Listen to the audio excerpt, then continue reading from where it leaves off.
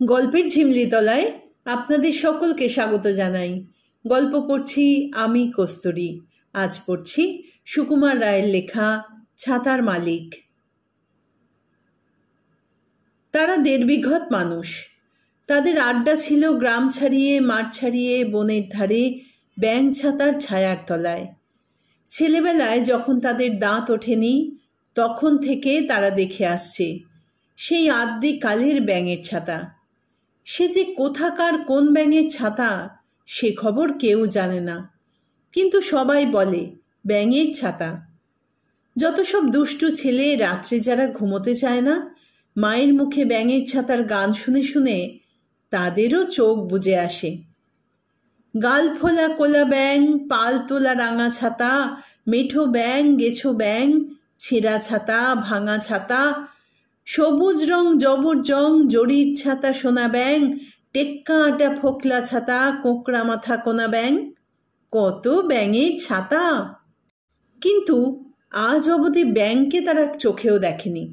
সেখানে মাঠের মধ্যে, ঘাসের মধ্যে সবুজ সবুজ পাগলা ফড়িং থেকে থেকে তুরুক করে মাথা ডিঙিয়ে লাফিয়ে যায়। সেখানে রং বেরঙের প্রজাপতি তারা ব্যস্ত হয়ে ওড়ে ওড়ে আর বসতে চায়, বসে বসে আর উড়ে পালায়। সেখানে গাছে গাছে কাঠবিড়ালি সারাটা দিন গাছ মাপে আর জরিপ করে, গাছ বেয়ে ওঠে আর গাছ বেয়ে নামে, আর রোদে বসে গোঁফ তাওয়ায় আর হিসেব কষে। কিন্তু তারাও কেউ ব্যাঙের খবর বলতে পারে না। গ্রামের যত বুড়ো বুড়ি, দিদিমা আর ঠাকুরমা তারা বলেন আজও সে ব্যাঙ মরেনি, তার ছাতার কথা ভোলেনি। যখন ভরা বর্ষায় বাদল নামে, বন বাদারি লোক থাকে না, ব্যাঙ তখন আপন ছাতার তলায় বসে মেঘের সঙ্গে তর্ক করে। যখন নিশুত রাতে সবাই ঘুমোয়, কেউ দেখে না, তখন ব্যাঙ এসে তার ছাতার ছাওয়ায় ঠ্যাং ছড়িয়ে বুক ফুলিয়ে তান জুড়ে দেয়, দেখ দেখ দেখ এখন দেখ। কিন্তু যেদিন সব দুষ্টু ছেলে জটলা করে বাদলায় ভিজে দেখতে গেল, কই তারা তো কেউ ব্যাঙ দেখেনি। আর যেবার তারা নিঝুম রাতে ভরসা করে বনের ধারে কান পেতেছে, সেবারে তো কই গান শোনেনি।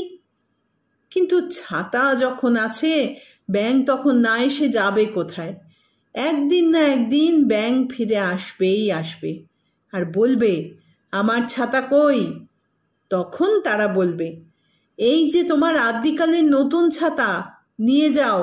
আমরা ভাঙিনি, ছিঁড়িনি, নষ্ট করিনি, নোংরা করিনি, খালি ওর ছায়ায় বসে গল্প করেছি। কিন্তু ব্যাঙও আসে না, ছাতাও সরে না, ছায়াও নড়ে না, গল্পও ফুরোয় না। এমনি করেই দিন কেটে যায়, এমনি করেই বছর ফুরোয়। হঠাৎ একদিন সকালবেলায় গ্রাম জুড়ে এই রব উঠল, ব্যাঙ এসেছে, ব্যাঙ এসেছে, ছাতা নিতে ব্যাঙ এসেছে। কোথায় ব্যাঙ? কে দেখেছে? বনের ধারে ছাতার তলায়। লালু দেখেছে, কালু দেখেছে, চাঁদা ভোদা সবাই দেখেছে। কি করছে ব্যাঙ? কিরকম ব্যাঙ? লালু বললে পাটকিলে লাল ব্যাঙ, যেন হলুদ গোলা চুন, এক চোখ বোজা এক চোখ খোলা। কালু বললে ছাইয়ের মতো ফ্যাকসা রং, এক চোখ বোজা এক চোখ খোলা। চাঁদা বললে চকচকে সবুজ, যেন নতুন কচি ঘাস, এক চোখ বোজা এক চোখ খোলা। ভোদা বললে ভুসো ভুসো রং, যেন পুরনো তেঁতুল তেঁতুল, এক চোখ বোজা এক চোখ খোলা। গ্রামের যত বুড়ো, যত মহা মহা পণ্ডিত সবাই বললে, কারুর সঙ্গে কারুর মিল নেই। তোরা কি দেখছিস আবার বল? লালু, কালু, চাঁদা, ভোদা সবাই বললে ছাতার তলায় জ্যান্ত ব্যাঙ, তার 4 হাত লম্বা লেজ। শুনে সবাই মাথা নেড়ে বললে উহু উহু, তাহলে কখনো সেটা ব্যাঙ নয়, সেটা বোধহয় ব্যাঙের বাচ্চা ব্যাঙাচি। তা নইলে লেজ থাকবে কেন? ব্যাঙ না হোক, ব্যাঙের ছেলে তো বটে, ছেলে না হোক নাতি কিংবা ভাইপো, কিংবা ব্যাঙের কেউ তো বটে। সবাই বললে চল চল দেখবি চল, দেখবি চল। সবাই মিলে দৌড়ে চলল। মাঠের পাড়ে বনের ধারে ব্যাঙ ছাতার আগায় বসে কে একজন রোদ পোয়াচ্ছে। রংটা যেন শ্যাওলা ধরা গাছের বাকল। ল্যাজখানা তার ঘাসের ওপর ঝুলে পড়েছে।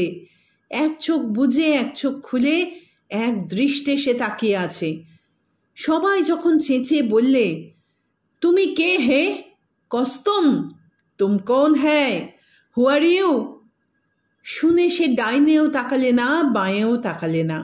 খালি একবার রং বদলিয়ে খোলা চোখটা বুঝলে আর বোজা চোখটা খুললে, আর চিরিক করে এক হাত লম্বা জিভ বার করে তক্ষুনি আবার গুটিয়ে নিলে। গ্রামের যে হোমরা বুড়ো সে বললে, মোড়ল ভাই, ওটা যে জবাব দেয় না, কালা নাকি? মোড়ল বললে, হবেও বা। সর্দার খুড়ো সাহস করে বললে, চল না ভাই, এগিয়ে যাই, কানের কাছে চেঁচিয়ে বলি। মোড়ল বললে, ঠিক বলেছ। হোমরা বললে, তোমরা এগো, আমি এই আঁকশি নিয়ে ওই ঝোপের মধ্যে উঁচিয়ে বসি।